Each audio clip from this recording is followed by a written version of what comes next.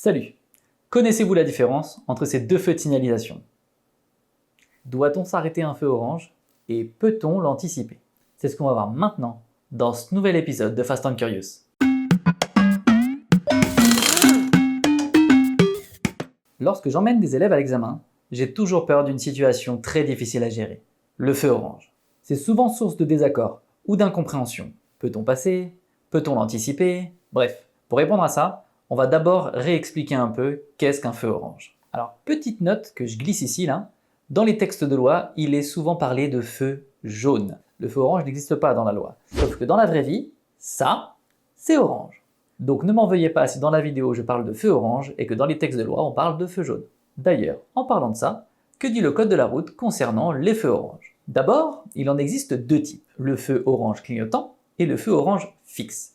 Par souci de pratique, on va d'abord se soucier du feu clignotant. Il existe deux types de feux clignotants. Un feu clignotant au milieu et un feu clignotant en bas.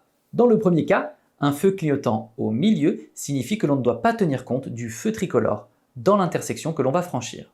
Cela veut dire que l'on se réfère aux règles de priorité communes ou à la signalisation secondaire que l'on peut trouver si elle existe. Dans le second cas, le feu clignotant en bas remplace un feu vert. Il nous autorise donc à franchir l'intersection, mais en étant vigilant à tous les dangers que l'on peut rencontrer durant la traversée de l'intersection. On le retrouve le plus souvent sur des feux de chantier ou sur des intersections particulières. Passons maintenant au feu orange fixe.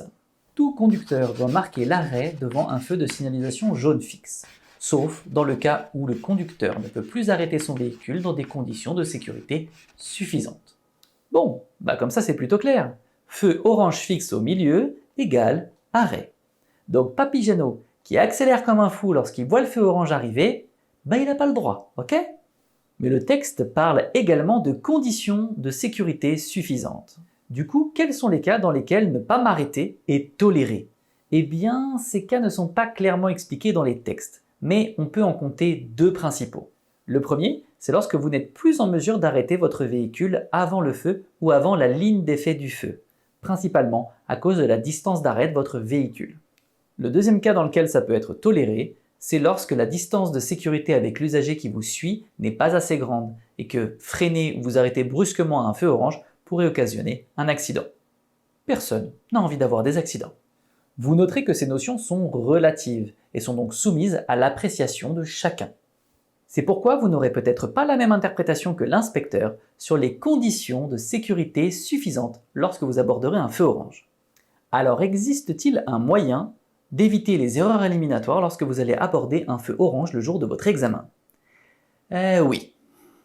Il en existe même deux. La première technique consiste simplement à vous dire qu'un feu vert ne restera pas éternellement vert. Ce qui veut dire concrètement que lorsque vous abordez un feu vert, vous devez dans votre tête penser et vous préparer que le feu peut à tout moment changer de couleur et passer au orange. C'est d'ailleurs les principes de base du pessimisme de conduite que je développerai dans une autre vidéo qui viendra bientôt. La deuxième technique, un petit peu moins connue, consiste à récupérer des informations sur les feux piétons. Je m'explique. Lorsque vous arrivez à un feu tricolore, en plus de votre feu qui est dirigé vers vous, il y a d'autres feux qui sont également dirigés vers vous. Ce sont les feux des piétons de la rue transversale, celle qui traverse la vôtre. Bien sûr, ce que je dis là concerne les intersections en croix, gérées par des feux tricolores, donc l'intersection la plus classique que l'on puisse retrouver. Quelle est cette technique du coup? Eh bien, lorsque votre feu n'est pas de la même couleur que le feu piéton que vous pouvez observer, alors ça veut dire que votre feu va changer d'état pour passer orange. Pour que ce soit plus clair, regardons un schéma de comment fonctionne une intersection. Étape 1. Fonctionnement normal. Les voitures venant de gauche et droite peuvent passer. Les piétons peuvent franchir la route verticale sur le schéma. Le feu tricolore et le feu piéton visible sont de la même couleur. Tout est OK. Étape numéro 2. Les feux piétons de la route verticale passent au rouge.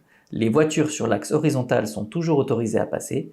Le feu tricolore n'est plus de la même couleur que le feu piéton visible. C'est là qu'il faut commencer à s'inquiéter, car le feu orange approche. Étape 3. Feu orange.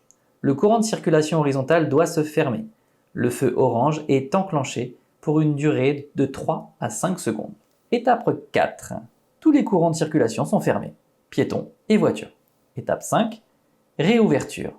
on ouvre simultanément l'axe de circulation verticale et les piétons peuvent traverser l'axe horizontal. Le feu tricolore et le feu piéton visible sont de la même couleur. C'est de nouveau un fonctionnement normal.